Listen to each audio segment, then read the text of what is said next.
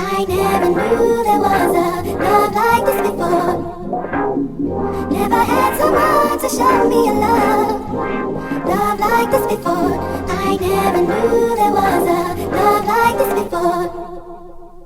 Never had someone to show me a love like. The 2004 Tubi drama Botch, directed by Al Nuke, offers exploration of the long-term effects of trauma, societal pressures, and systemic neglect on Black women's lives. At the center of the film is Layla, a young, plus-size Black woman navigating a world marked by personal betrayal and professional exploitation.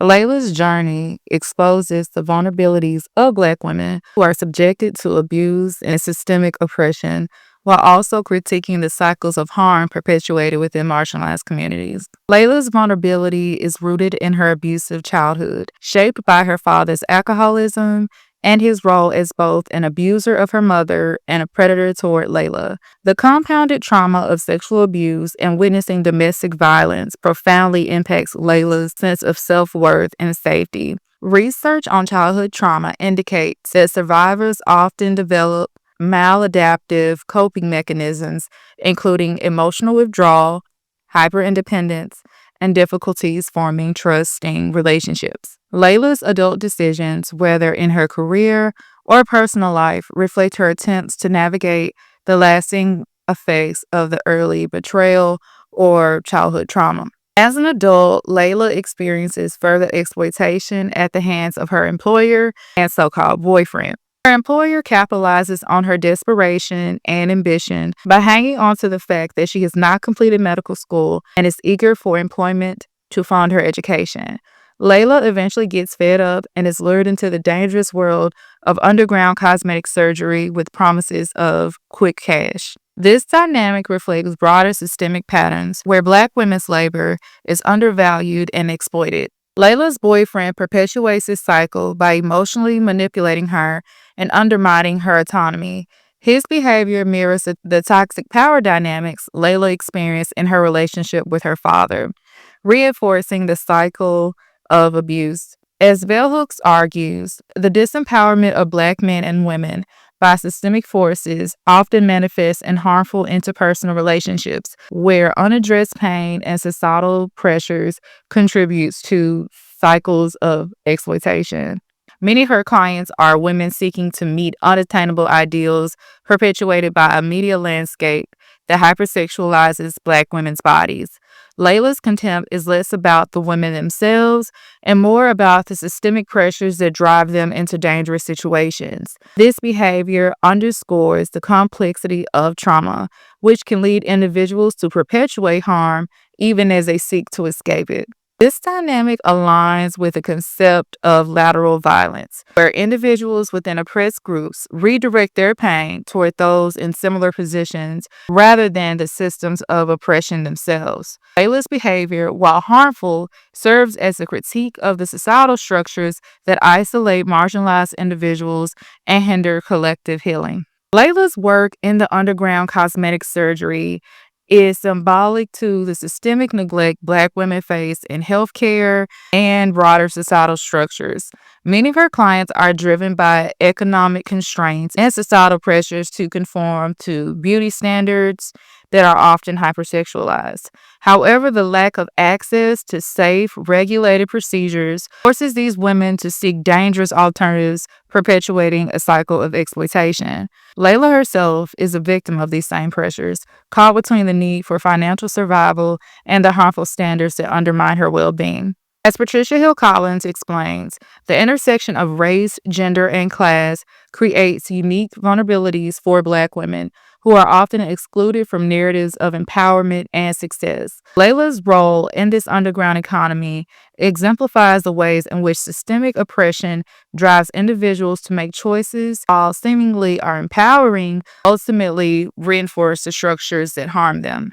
As Audre Lorde asserts, the master's tools will never dismantle the master's house. Layla's story serves as a cautionary tale about the dangers of internalized oppression and the importance of addressing trauma in ways that promote collective empowerment. Healing from trauma requires both individual and systemic efforts, including the dismantling of harmful stereotypes, the promotion of mental health resources, and the creation of spaces where Black women can find support and solidarity. Girl, and you're thinking about getting fake cherries, let me tell you something that might advise against it. This doesn't happen to everybody, but it happened and is happening to me. I got 700 cc's because I'm 5'9", and everyone told me that, you know, when you're tall, you swallow your implants pretty much. That was true when I first got them, okay? They dropped pretty quickly. Everything was really smooth like the first year. I looked great. They looked natural when I first got them. And then I started working out and I started losing weight. And that to me is where like the problems really started, is when I started losing fat in my upper chest area. Mind you, I got these implants like 10 months after my son was born. I wasn't down to my original pre-baby weight, okay? I'm skinnier than I was my pre-baby weight. But the worst thing is I can't feel them. They're numb. These are numb, right? I can feel like to here.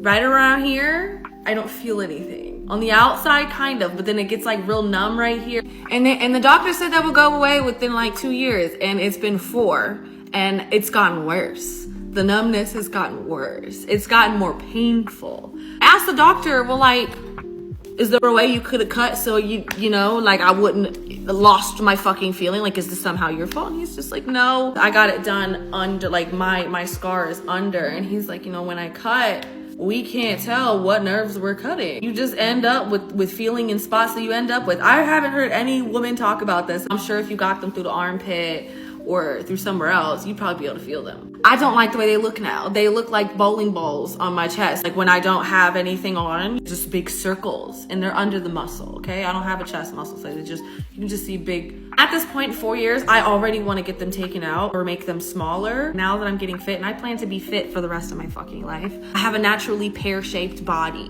I've always been thicker at the bottom and skinny at top. And now I've kind of given myself kind of an hourglass. They're almost sometimes wider than my hips. So I would like to get that Lexi Learman look. You know what I mean? That's like what I'm going for, and I can't do that with double D bolts on. So, but I'm not gonna hold you. I will say these Yetis have afforded me a pretty nice life over here. Boobies can buy you a house, but you might not be able to feel the ones that bought you the house. So we all got something to sacrifice, and my feeling and my yitties is what I've sacrificed. You know, so thank God I was able to catch it early before I really had it, because there's some people there's some people that literally have brown butt cheeks and like purple butt cheeks. Yeah. What?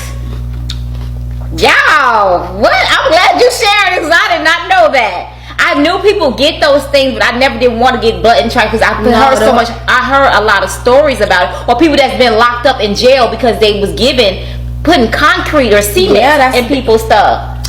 One girl that went to my doctor, when he did the biopsy on her, he said it was something from the airplane fuel. What? So they was injecting airplane stuff and wow, that's crazy. It's just because they want their money. They don't care what they put in you. They want you to leave with a big butt. So is that stuff expensive too? No, that's but then my removal was $13,000. My removal was $13,000. Wow, so how much? Y'all asked me that too. Y'all asked me how much. It was $13,000. There was no promo. Wow. And they're not trying to hit none of that. Because if you go in the US to go get your silicone removed, they're gonna cut you like this, like a butterfly cut, and they're gonna peel your butt cheeks back and take it out. That's fake to you? No. Oh, I'm good. Oh, I'm about to say, what happened? Okay, so with me, he took he went like through my. Oh no, we eating over food. That's what we done. So it's like a scar like this long, and he took a camera and went in and removed it like that. Oh, okay. Instead of cutting that bad, yeah, because that's what they do in the U.S. You go to the U.S. to get removed, they don't care. They just want you to feel better. They take it out thing, but at the end of the day, you want to remove this, but you still also want to love your body. Exactly. So that stuff makes you hate your body more than than it was before. You know, but oh my God, it's poison. And I went through. BBL started because everybody wanted to look like the black woman. Let's just keep it real. They're using Kim K as the model for it. But her model was black women. Because she had Big the lips. exposure. Big lips. But Big butt- back in the 90s with Pamela Anderson and the whole silicone phase, they looked down on big lips, big butts, big hips. Nobody wanted to have that. That was my Now you Hollywood got stuff. every race literally killing themselves, paying to look like who? So why are we then, our women go ahead and paying to look like themselves? That's where the self-hate come in at. It's like, now you have to get to the root of yourself. Learn your culture. Learn yourself. Learn the beauty of yourself. That'll kill all that. Because I'm seeing women that already got bodies still paying for the beat. Like, that shit is crazy. Get your ass in the gym. Stop jumping on the doctor's table trying to take the shortcut. And guess what? Your fucking lifestyle habits don't change. You get this BBL. 2 years later, you fucked off again. You're right back on the doctor's table. I've seen it too many times. So I got some injections, which is illegal. Don't do that. That's why I really don't like talking about it, because I influence a lot of younger girls, and I don't want them to feel like, oh, well, Jada got it, I need to get it, because I know a lot of people who got these same injections and they had to get theirs removed, or they're rejecting, or they're having your advice is complications. not to do that. So my advice is not to do it, because everybody is different. So that's why when people ask about like surgeries and stuff, I really never say like, I never tell them I didn't get anything done, but I don't like to advocate for ass shot or butt shots. It's not okay. I had butt injections done, and I almost died because of it. I spent a month in the hospital, 2 months in a nursing home. I had to learn to walk again. I was on my deathbed. But what did you have injected? The silicone? Well, I was told it was silicone, and then I was told it was biogel. In the end, we really don't know. We're told this, but we truly don't know what it is that we have. I had 9 removal surgeries so far. The 9th one, they said that sparks were flying off my body and the entire surgery room smelled like gasoline. They had to leave me in there alone under anesthesia because the smell was so strong in the room. They had no idea what that was. I was one of the first people to have this situation go wrong, because back when Kim and I were getting it done, we didn't know the long-term effects of this. So now here it is. I started getting it done in 2006. Now we're 10 years later in 2016, and it gave me kidney disease. It gave me, because of the pain was so severe, I became an addict of pain medication. I had to rehabilitate myself from that. I had to walk again. It destroyed my life. I have end-stage kidney disease stage 4 kidney disease and end-stage renal failure. So sorry. Mm-hmm. Don't be sorry. Yeah. Why you say don't be sorry? Because if it wasn't me, it had to happen to someone. I gotta get comfortable, because listen, go ahead. If it didn't happen to me, it had to happen to someone. And because of my story, so many women have decided to not get this done. I mean, the stories that women have written me and how God has reached out to them. There was a girl that had an appointment the next day, and there was a show that I did that aired. She happened to be flicking through the channels, and she saw it and watched it and didn't go get her butt done the next day. After hearing your story? After seeing the show. I got illegal silicone shots when I was 25 years old, and it was done in my apartment by a random woman. I paid thousands of dollars for this. At the time, there wasn't a lot of information on the dangers of it. It wasn't until I probably had it in for maybe a year or two. It kind of started out with, I started getting shooting pains down my legs. My legs would turn numb. My skin would itch. It would burn. Oh my God. When I really started to get scared is my skin started to discolor, and I started to see broken blood vessels all over my butt and a purplish tint to my skin. I went and got blood work done. I was told that I had the overactive thyroid. That could be for many other reasons. Yeah. But it also could be because of I have a foreign object in my body, and my immune system is attacking that rather than dealing with everything else going on in my body. Yeah. Everybody got the same body shape. They all ordered the same thing off the body menu. Botched. Let me tell you this. Can I tell you this real quick? Yeah. I travel a lot, so I've literally been on planes where the girls are bent over in the seat. Yes. I've seen the memes and the reels. I've seen it. I've seen the pictures and stuff, but I didn't think it was real. I was like, they playing until I seen it. I'm like, yeah, bitch, what do you think the issue is? Do you blame it on social media? Do you blame it on lack of self-worth? Who can we blame this, body, I guess, image issue on? Have you, by the way, researched BBLs since you've had this procedure and noticed how dangerous they are? I have. Have you heard of the other really bad complication you can get from BBLs? No. Death. Death. It's the most fatal operation in all of plastic surgery. Wow. Yeah. A Brazilian butt lift, or a BBL, is where you take fat from one part of the body harvested through liposuction and inject it into the buttock area. The problem is the chances that that fat will get into one of those short blood vessels leading to the main blood vessel going back to your heart is elevated. And unfortunately, that can lead to a very fatal or dangerous complication. All right, hello guys, good morning. So I'm sitting here in my car. I just picked up breakfast, and I just thought that I should go ahead and start with my story time, okay, with my situation. So yes, I got my bonnet on. It's cricket, whatever. Good morning again. So we're gonna start off with a story time part 1, okay? So what we're going to be talking about is my situation with my illegal butt injections, okay? I've had the illegal butt injections for 11 years now. Okay, I got them done when my daughter was 1. She's 12, my oldest. So yeah, I got them done. Excuse me. I got the illegal butt injections done. I used to dance back then. Me and all the girls were like, fuck it, let's go. I don't think BBLs were a big thing that many years ago. But so I know illegal butt injections were very big. So, I mean, we all planned to go. We started to go. I ended up going 8 times. That's why mine is so big. But we never thought, you know, or I'm going to speak for myself. I never thought later something could or would happen. So we were told, of course, it was something else. We were shown it was something else. So who would have knew 11 years later? But anyway, so yeah, I got it done. I went, I was fine. I kept going back, I was fine. Throughout the years, I was fine. I had no complications. If you out here getting a BBL because you want to look a certain way, you a crazy bitch. And will be treated as so in the long run by me. That's just me though. You ain't got to worry about me though. I'm just one man, goddamn it. Shit, there's a whole bunch of motherfuckers who think your BBL is, I'm gonna marry her. That girl got a big old booty. She got it done.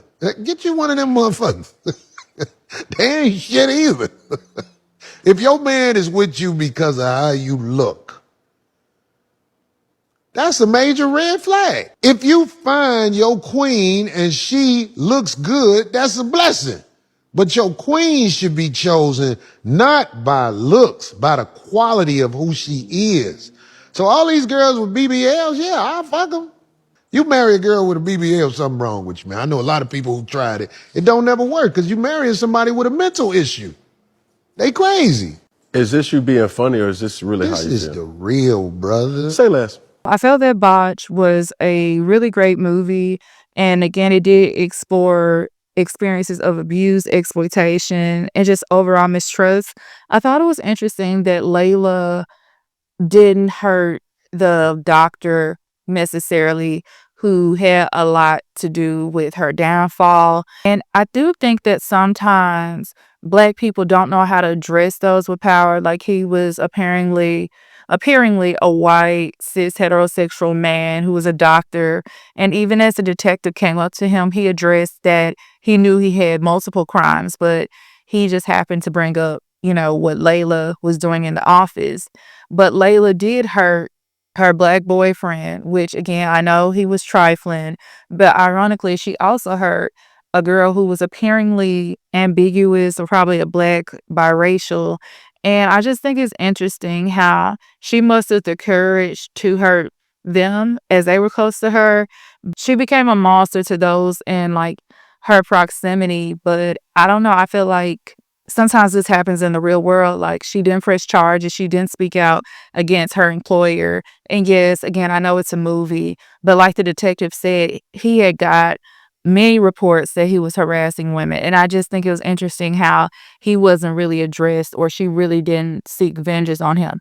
So those are just like my general opinions about the movie. I was a bit disappointed that she was depicted as desperate, because I was happy to see a plus size main character in the movie. But I feel like she was depicted as someone who was really naive and someone who was taken advantage of because she was intelligent. I would like to see more movies for like Black women, or just like Black couples, whatever, actually having happy endings. But I understand this is Tubi, and maybe those are lessons to be told.